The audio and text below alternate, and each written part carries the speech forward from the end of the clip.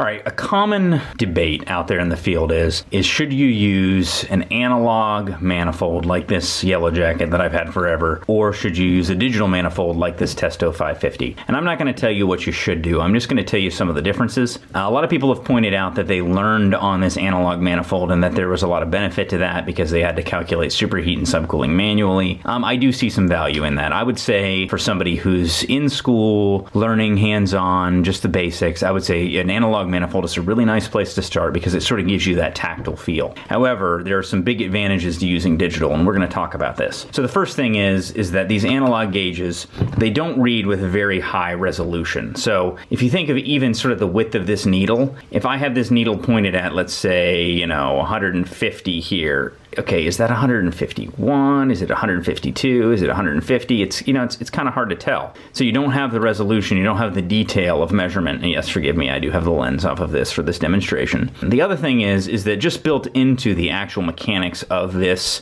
gauge itself, not only don't you have resolution, but you also aren't going to have accuracy. You're very easily going to be 3-4 psi off one way or the other, and that can obviously greatly impact your subcool and superheat readings when you're trying to be accurate. On some systems it matters more than others, but nowadays when we have microchannel condensers, critical charges, working on ice machines, you're working on refrigeration, it can become very important that you have very, very detailed superheat and subcool as well as pressure readings. Like we talked about before, these inner scales here show us our saturation temperature. So on the high side, we're generally going to call this our condensing temperature. On the inside, that correlates to the pressure.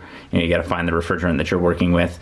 And on this other side here, on the low side, we're going to call this the evaporator temperature. In both cases, the temperatures are what we would call saturation temperatures. Just on the low side, we specifically call it evaporator. On the high side, we generally call it condensing temperatures. If you look at the Testo 550, for example, the first thing you're going to notice is that the zero out is very, whether you notice it or not, it's something you should notice, is that to zero it out, you're not going to go here and adjust these little screws in order to zero it out. You want to take your hoses off of the parks so that way you're open to atmosphere, and then you're just going to hit this until pressure equals 0. So right now you see we're reading 1 psi right now. So you could either do it that way, or you could unhook the center hose and open your knobs, whatever. You just want to make sure that they're open to atmosphere, and then you want to hold down P and then let go, and it will zero out. So now we're zeroed out at atmosphere, so we'd be ready to connect, which is an easier process than going in, taking the lenses off, adjusting them. We also find that the 550s are very durable, the actual body of the thing, and it's not going to be as prone to change if it gets jostled a little bit. You just have to zero it out before you use it each time.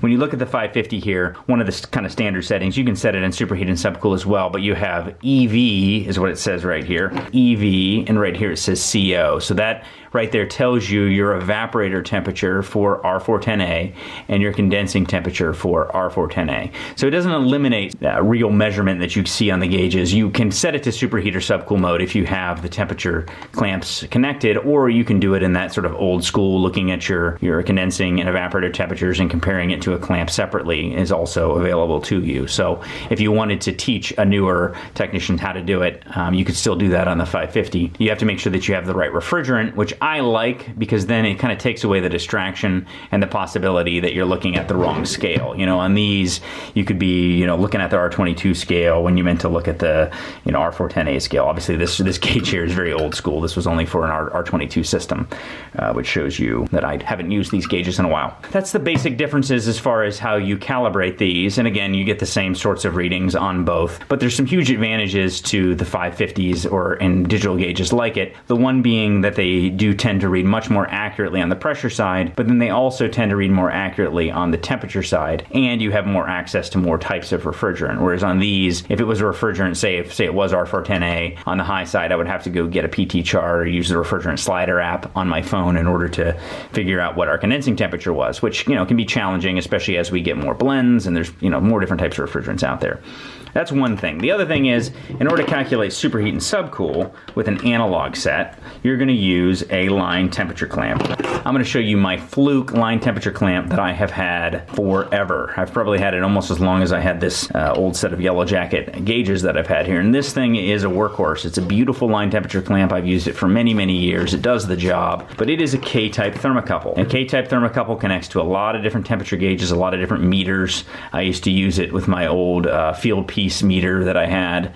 I would connect that in, and then I would compare the temperatures I would get on my liquid line and my suction line to either my evaporator temperature or my condensing temperature in order to get my superheat and subcool, and that's all fine and dandy, right?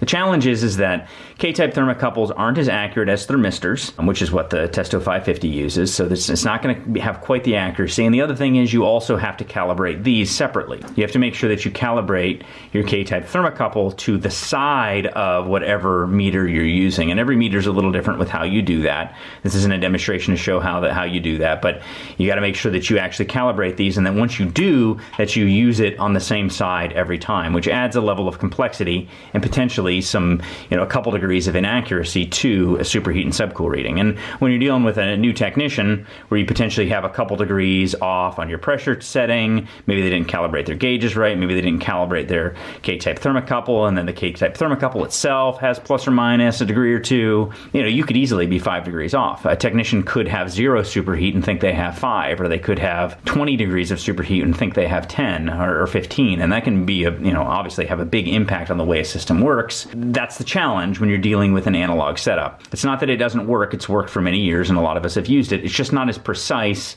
and it has more room for error. Obviously there's room for error on a digital too. They could set the wrong refrigerant, they could forget to zero out the gauges, but it eliminates some of that. Also with the Testo 550, you'll notice that this plug looks totally different. It's not a K-type thermocouple. This is actually a thermistor clamp. And a thermistor clamp, the thermistor in this clamp is actually this one right here. A little secret here is you can actually slide these thermistors right out and use them separately if you don't want to use them on a clamp, or if you have a really large line that you want to attach to it, you can use just the thermistor. But these are much more accurate than K-type thermocouples, and they're also less prone to go out of range in my experience.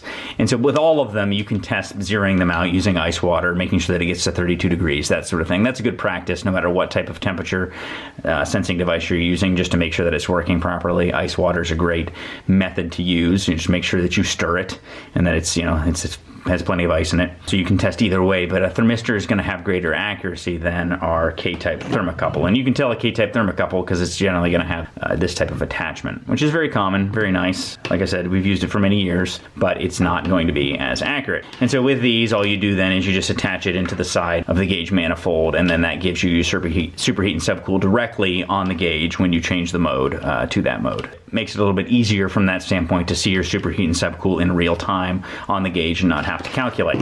A lot of guys will say, well, this is the benefit of, that's stupid. Well, a tech can't calculate, do basic math, do basic addition and subtraction.